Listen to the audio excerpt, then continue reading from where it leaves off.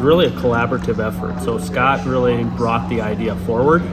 And then my wife, who's in the curriculum department, is like, hey, Chad, would the Booster Club be interested in it? Because, again, the school district at that time was going through a referendum. We didn't know if the referendum was going to pass, and so obviously the school district at that time, that's a pretty big investment, and with jobs potentially being cut, didn't really want to entertain that. So that's where the Booster Club said, hey, let's take this opportunity, let's see if we can really enhance it and kind of go forward with it. And we worked with the school district. We got sign off from district administration, the curriculum department, the finance department, worked through our Booster Club, and it came to fruition today. There's kind of two parts to the class. There's this main part of the class where, of course, we have the video board behind us. We do live streaming, all of that stuff. But there's also like a second part of the class where we have to go out and get sponsorships and try and get funding for other things we want going on around the school. So, I mean, they're both really fun. Students get to choose what they want to do.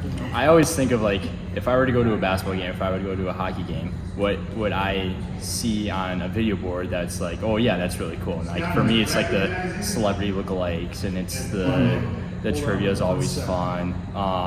Competitions and stuff of like who has the biggest muscles or who can do the most push-ups or like something random like that. It's just like the fan interactions are just huge. Yeah. At the end of the term, the hope is that they understand what the creation process looks like and the implementation process looks like for not only live streaming but also for the video board.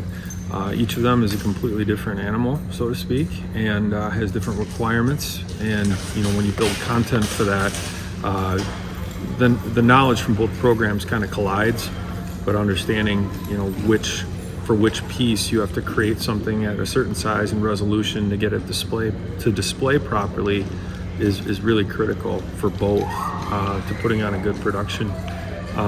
So hopefully they're like guru live streamers and content creators when they leave, or at least have a clue as to what goes into that sort of thing. On a typical game day production, whatever's going on in our gym, we can create a lot of the graphics and the fan engagements and the things that are going on the video board in our classes. So Media Productions is a class that we have at the high school. The students will be creating graphics, we'll be putting it on the buttons and be able to put it on the board. So a lot of the behind the scenes stuff that will be happening on a typical day-to-day operation.